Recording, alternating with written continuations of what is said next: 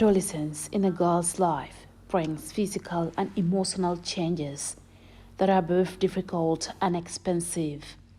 One of those biological changes include menstruation, a healthy and natural phenomenon clouded with stigma and detrimental concepts, engendered from social and cultural beliefs.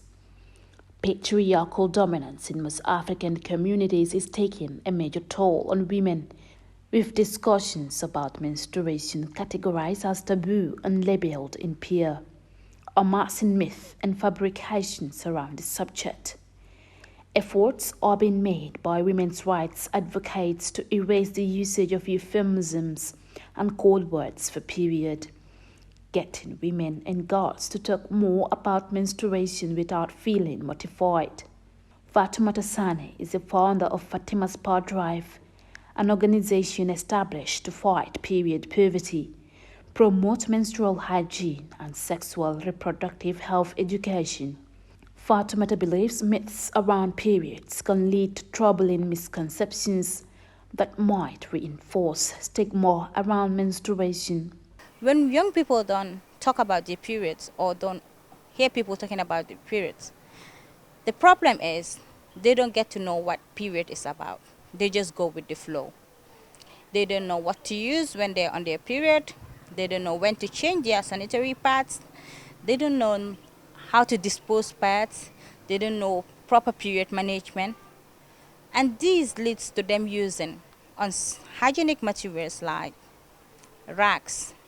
She is one of the feminists firmly actuating period conversations online, schools, and rural communities. The backlash she receives for encouraging period discussions never dissuade her drive. Before, you dare not talk about periods outside. When I just started this, I have received backlashes. People telling me like you're hijab, you're Muslim, this is higher, you shouldn't talk about it, you should be ashamed of it. But I never listen to them because I know where I want to be. And when you start listening to people, then you wouldn't go far and you wouldn't achieve your goals. Menstrual hygiene materials are becoming increasingly expensive, making it difficult for many girls to access safe and affordable products in a struggle, leading many to resort to using unsanitary resources. Loka S. Gomez is the pioneer of Project 21. She embarked on a series of activities to address period poverty, a crusade that also seeks to empower women and girls. The whole inspiration for Project 21 comes with ensuring the next generation of girls understand the need to continue the fight that we've already started. And this is why I dedicated a whole 2 months addressing period poverty, because it is one thing that we always sideline as a community.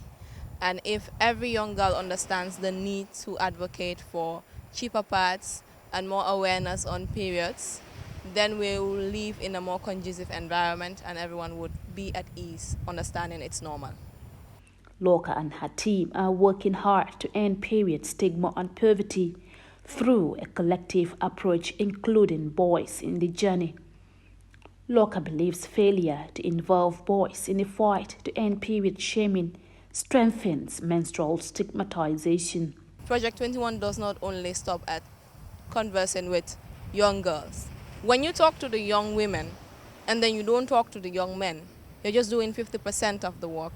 Because again, we have most of the perpetrators, most of those who are doing period shaming being men. Organizations such as the Girls' Agenda are also working to address menstrual hygiene and period poverty via an academy established to train girls to manage their menstruation. Efforts here are geared towards getting girls equipped with the requisite skills to make reusable parts to ease the burden they go through to obtain sanitary towels. According to statistics, 95% of menstruating girls miss school, with negative impacts on their academic performances. I engaged high school student Anasar and her friends Lydia, Mapinta, and Nene Kumba about period stigma in school. We are being stigmatized. Because of your period, you have to stay at home. Facilities need to be provided and the products too, because you need privacy. Some people have the facilities, but then the privacy comes into contribution, because you having the facility and not having the privacy to change your part whenever you feel like it. Some schools you just have maybe 2 toilets. The toilet might be congested. Imagine I have to change my pad during break time, and there are only 2 toilets. Everybody has to use the toilet during break time, and I would feel rather uncomfortable. Young girls often grow up with limited knowledge about menstruation due to the absence of conversations about period at home and even at school. So I think girls should be really encouraged to talk about these things and to have the sanitary pads available to young girls out there. Not everybody can afford them, and I think it's really important that we talk to our girls to make sure that we shape their lives and they will be bold enough to talk about the things that trouble them. Like you walking up to your father and tell him, "Hey dad, I want you to buy me sanitary pad." It's not common in our society. The girls believe integrating topics in the school curriculum that widely highlight menstruation will curtail menstrual pressure and the constant shaming girls face in school. When you're in class and you're on your period, it's very hard for you to like leave the class and like say I want to go and change my pad, because the teacher will be like he will feel weird about it. So it's really hard for girls to like be comfortable in society, because people usually judge us thinking that like we are dirty, or we should like be different from boys, because boys are more special than us, which is totally wrong, because that's sexism and that's not fair to us. Despite being a normal biological cause, menstruation has become a very difficult experience for girls amid the pains they experience. I talked about period with my friends like in school here. We normally have classes, science class, and teachers do talk about. So after class, we do sit together and like talk on things that the teacher didn't say. Advocates believe awareness on good menstrual management is vital, as poor menstrual hygiene can lead to major health complications. Menstrual hygiene is vital to the empowerment of women and girls, but without significant access to menstrual resources, women and girls have a lot of challenges to grapple with. The call for urgent action intensifies as advocates firmly push for the establishment of sophisticated facilities and accessibility to period products.